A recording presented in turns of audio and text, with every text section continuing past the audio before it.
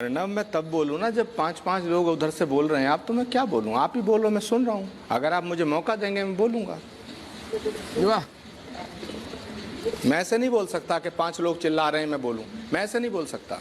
हाँ, मैं सुनूंगा, मैं बिल्कुल संयम के साथ सुन रहा हूं। मेरा हृदय दुखी है, चिल्ला रहे हैं क्योंकि लोग गुस्से में हैं कि उस धरती पे जो संतों की धरती कही जाती है, दो संतों की निर्मम हत्या की जाती है, और ये बुज़दिल कायर, ये तमाम जो पुलिस वाले हैं, आज तक वहाँ के जिला प्रशासन को सस्पेंड नहीं किया गया, वहाँ के गृह मंत्री ने इस्तीफा नहीं दिया। शर्म आती है मुझे कि ये हमारा देश, जो भारत संतों का, ऋषियों का देश है, वहाँ संतों की हत्या की गई। इससे ज़्यादा अफसोसजनक कुछ हो नहीं सकता।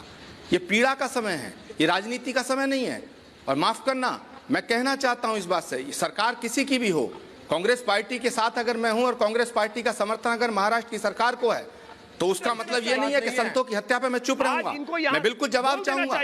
मैं उद्धव ठाकरे से जवाब चाहूंगा, गृह मंत्री का इस्तीफा चाहूंगा, मैं गृह मंत्री का इस्तीफा चाहूंगा। लेकिन माफ करना अर्णब गोस्वामी, देश में जब हत्या होती है तो देश पे कलंक लगता है, लेकिन जब किसी संत की हत्या होती है तो पूरी संस्कृति कलंकित होती है। और मैं इन तमाम निकम्मे नालायक पुलिस वालों का षड्यंत्र है ये। लेकिन एक बात और कहना चाहूंगा, जिस तरह आचार्य विक्रमादित्य और जिस तरह स्वामी दीपांकर बात कर रहे हैं, मैं इस तरह का ड्रामा नहीं करना चाहता, समझे ना। तो ये और जो जिन लोगों ने हत्या की है, अर्णब जी इनसे पूछिए या किसी के भी सोनिया गांधी से भी मांग लीजिए इस्तीफा, राहुल गांधी से भी इस्तीफा मांग लीजिए, और आप खुद भी इस्तीफा दे दीजिए पार्टी से। अरे आज पार्टी से इस्तीफा देंगे, सोनिया गांधी से इस्तीफा मांगेंगे। अरे पहले अर्णब जी इनसे, अर्णब जी एक माध्यम से एक प्रश्न पूछ लीजिए, क्या भैया सोनिया गांधी से भी इस्तीफा मांगोगे? सोनिया गांधी से भी इस्तीफा मांग लो। अरे आज सोनिया गांधी से भी इस्तीफा मांग लो, राहुल गांधी से भी इस्तीफा मांग लो। अरे क्यों संयम रखे? आज संयम रखने का समय है।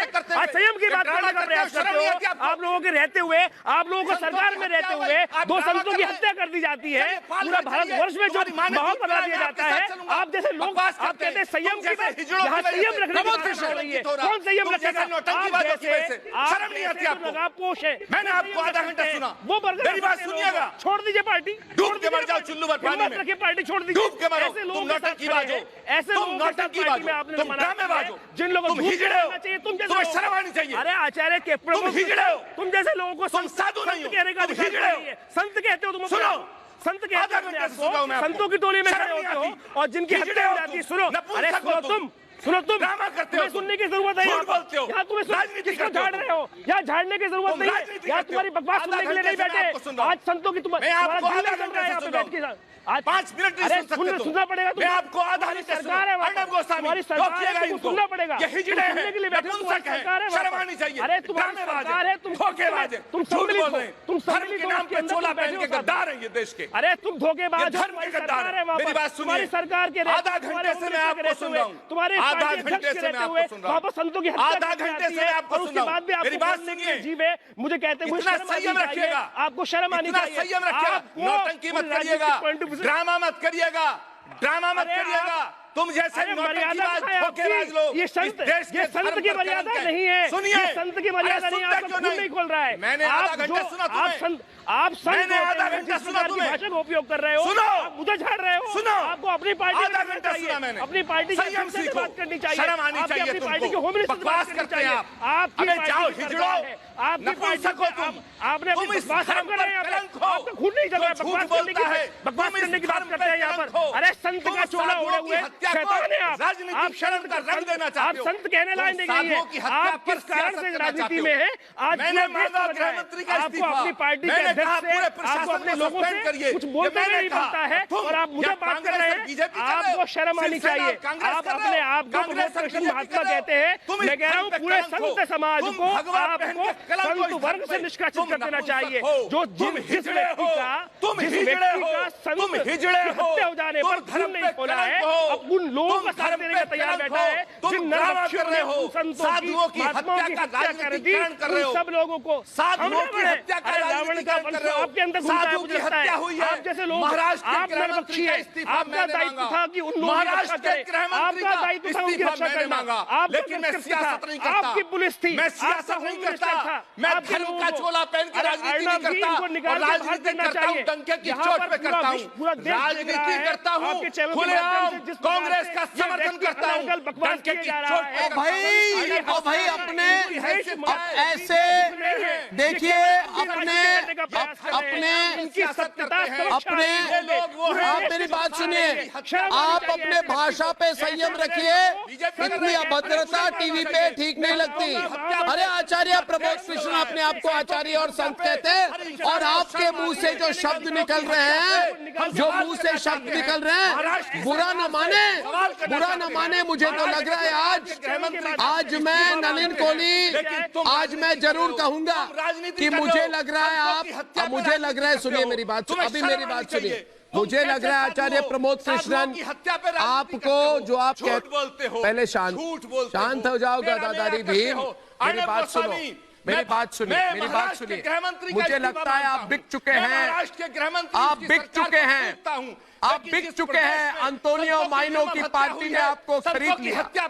अंतोनियो माइनो की पार्टी ने आपको खरीद लिया। अपने चैनल पे आप सनातन धर्म के का विरोध करते हैं।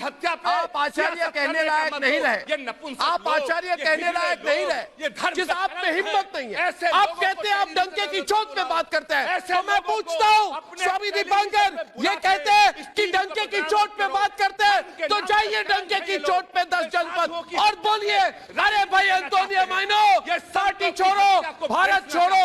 अगर भारत में रहते हुए सनातन धर्म के खिलाफ हो तो भारत छोड़ो बोलिए, मगर सियासती कारण के सियासत करते हैं आप पॉलिटिक्स करते हैं। आप आचार्य नहीं है, आप नेता हैं, आप नेता हैं। अरे आप जैसे व्यक्ति जो अपना ईमान बेच चुके हैं, आप अपना ईमान बेच चुके हैं पॉलिटिक्स के लिए।